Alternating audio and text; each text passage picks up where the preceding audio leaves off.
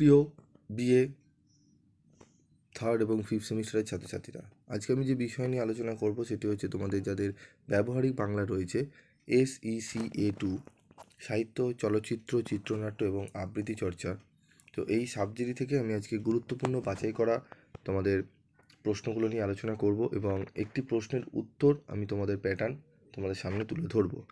তো ভিডিওটি প্রথম থেকে শেষ পর্যন্ত একটু মনোযোগ সহকারে শোনো এবং ভিডিও শেষে আমি সেই একটি প্রশ্নের উত্তর আমি তোমাদের সামনে তুলে ধরব এবং তোমাদের মোটামুটি এই সাবজেক্টের PDF নোটস রেডি রয়েছে।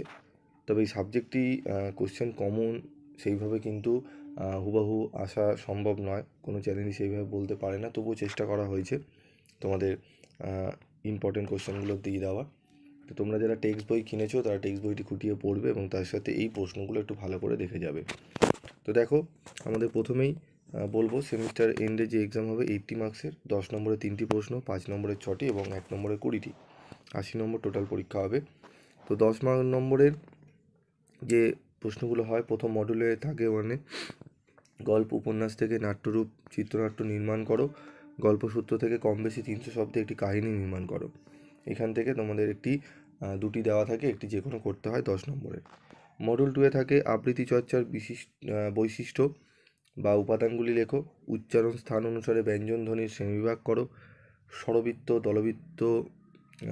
বা দলবৃত্ত ছন্দের বৈশিষ্ট্যগুলি আলোচনা করো, উচ্চারণের প্রকৃতি অনুসারে ব্যঞ্জন ধ্বনির শ্রেণীবিভাগ করো, কবিতা আবৃত্তির সাধারণ নিয়ম বা কৌশলগুলি উল্লেখ করো, অক্ষরবৃত্ত ছন্দ কাকে বলে উদাহরণসহ অক্ষরবৃত্ত ছন্দের বৈশিষ্ট্য লেখো। মডুল 3 পথের পাঁচালী উপন্যাসটির সঙ্গে পথের পাঁচালী সিনেমার তুলনামূলক আলোচনা করো, সাহিত্য ও চলচ্চিত্রের পারস্পরিক সম্পর্ক আলোচনা করো, পথের পাঁচালী সিনেমার ইন্দির ঠাকুরানের চরিত্র আলোচনা করো, ক্ষুদিত পাষাণ চলচ্চিত্রায়নের মূল গ্রন্থের সঙ্গে চলচ্চিত্রের পার্থক্য আলোচনা করো, বাড়ি থেকে পালিয়ে চলচ্চিত্রের মিনি ও কাঞ্চনের মায়ের চরিত্র দুটির ভূমিকা আলোচনা করো, চলচ্চিত্র, ভারতীয় চলচ্চিত্র, বাংলা চলচ্চিত্রের জন্মের ইতিবৃত্ত আলোচনা করো, 60 ও 70-এর দশককে বাংলা চলচ্চিত্রের সুবর্ণ যুগ বলার কারণ লেখো। এবার কোশ্চেন নাম্বার 5 নম্বরের প্রশ্নগুলো কোনগুলো আসবে সেগুলো একটু তোমরা দেখে নাও। খুবই গুরুত্বপূর্ণ প্রশ্ন।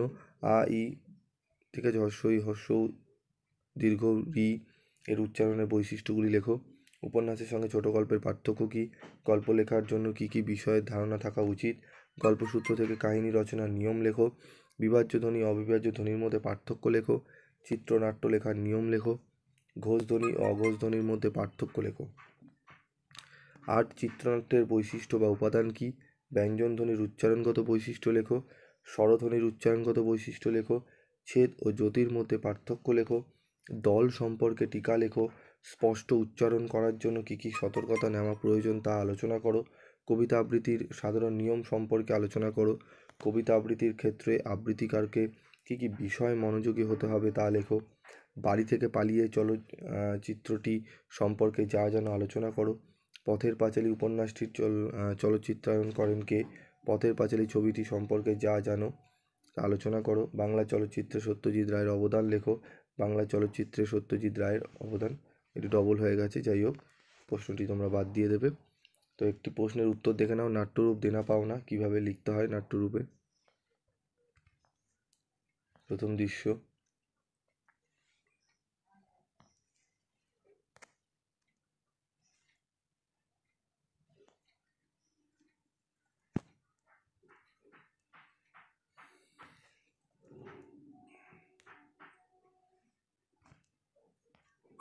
তৃতীয় দৃশ্য,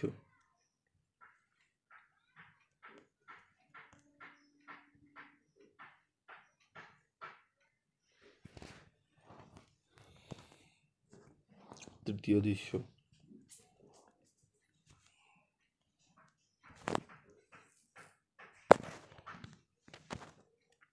চতুর্থ দৃশ্য,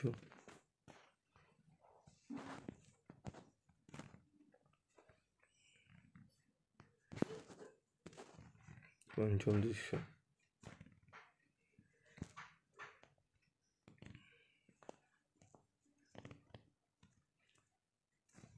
ষষ্ঠ দৃশ্য,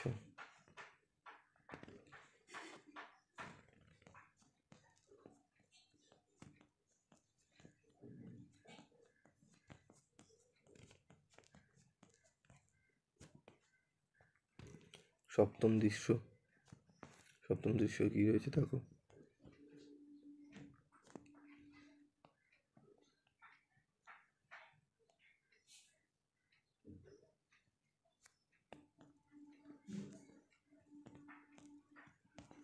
অষ্টম দৃশ্য।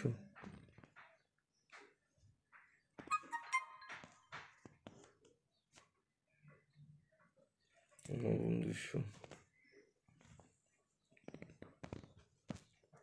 উচ্চারণ স্থান অনুসারে ব্যঞ্জনধ্বনি শ্রেণীবিভাগ, এটি দেখে না একটু। স্থান অনুসারে ব্যঞ্জনধ্বনি শ্রেণীবিভাগ।